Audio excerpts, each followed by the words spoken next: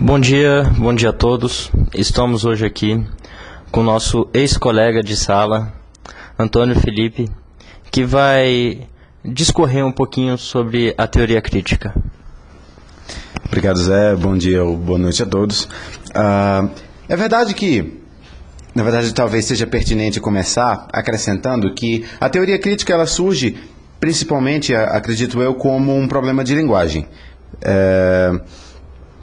O próprio Michel Foucault, em algumas explanações, inclusive há um debate muito famoso ocorrido na década de 60 entre ele e o Noam Chomsky, em que ele vai discorrer justamente que esse problema, ele não vai utilizar exatamente o nome teoria crítica no meio dos discursos dele, mas ele vai tentar mostrar que, em primeiro lugar, a boa parte das instituições que existem na nossa cultura de hoje, que se passam por instituições neutras, que se passam por instituições sem necessariamente uma vinculação com o lado político, essas instituições elas vão ter uma vinculação, na verdade, subentendida como, por exemplo, o sistema educacional, que vai reproduzir certas qualidades, certos aspectos de uma determinada realidade.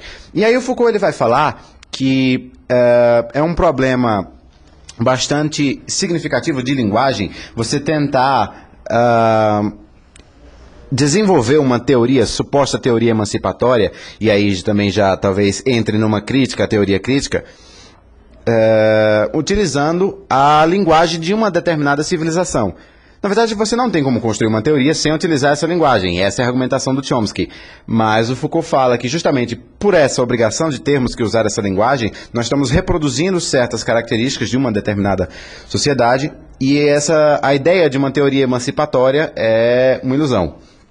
O Chomsky vai concordar com os argumentos do Foucault e vai acrescentar, talvez certamente tendendo a um pragmatismo presente na academia norte-americana, de que, tudo bem, nós reconhecemos que não é possível uma teoria emancipatória de forma completa e complexa, mas isso não deve minar as nossas vontades, nossas necessidades de produzir teoria. E talvez nesse aspecto entre o grande papel da teoria crítica em relação à participação dela dentre as demais teorias das relações internacionais.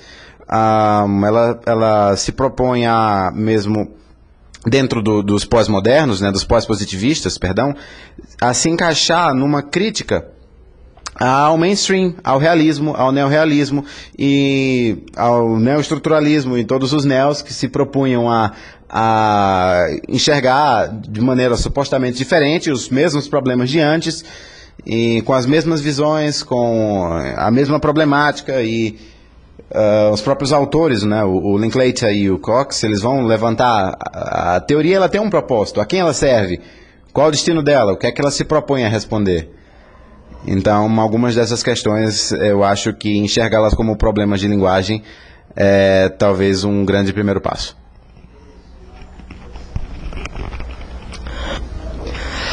Mas crítico em relação a quê?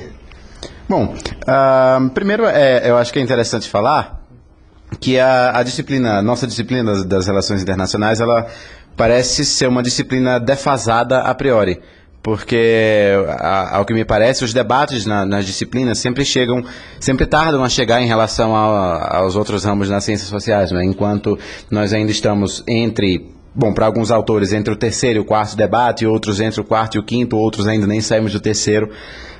Esse debate entre teoria crítica, pós-positivistas e positivistas nas ciências sociais já está, se podemos utilizar o termo, já está dito ultrapassado. Utilizando uma das concepções do Smith, um texto em que ele coloca as 10 autoimagens das relações internacionais, ele coloca uma delas como a visão entre os 3 grandes debates. O primeiro debate entre os realistas e os liberalistas, até que nós passamos pelo segundo, e finalmente no terceiro nós vamos ter praticamente uma revolução behaviorista e futuramente, em contraposição a essa tendência positivista, a quantificação dos behavioristas, a análise das variáveis, a tendência a expor os dados em forma de números, as teorias pós-positivistas, e dentre elas a teoria crítica, ela vai justamente tentar mostrar que o subjetivismo ele tem espaço na área das relações internacionais, porque numa área que considera, inclusive a questão dos níveis de análise, não se restringe simplesmente a uma análise liberal, ela possui uma visão muito, muito mais ampla. Você tentar encaixar nesses níveis de análise uma perspectiva quantitativa, isto é, você apenas conta, soma as variáveis, é simplesmente tida para a teoria crítica como não fazer ciência. Na verdade, em termos de filosofia das ciências, a teoria crítica vai tentar mostrar que essa tentativa da quantificação, essa busca pela verdade alcançável através do empiricismo, que seria a única ferramenta capaz de mostrar o caminho para a verdade, para a teoria crítica, isso de forma alguma seria válido. Então, ela vai... Quando se fala, na verdade, em pós-positivistas, você aglomera diversas categorias, diversos ramos que são discordantes entre si, mas que concordam principalmente em serem o pós, mais no sentido de antipositivistas, nessa crítica ao empiricismo como o único caminho, como única ferramenta em busca da verdade. Bom, muito obrigado, Felipe. Obrigado. E ficamos por aqui.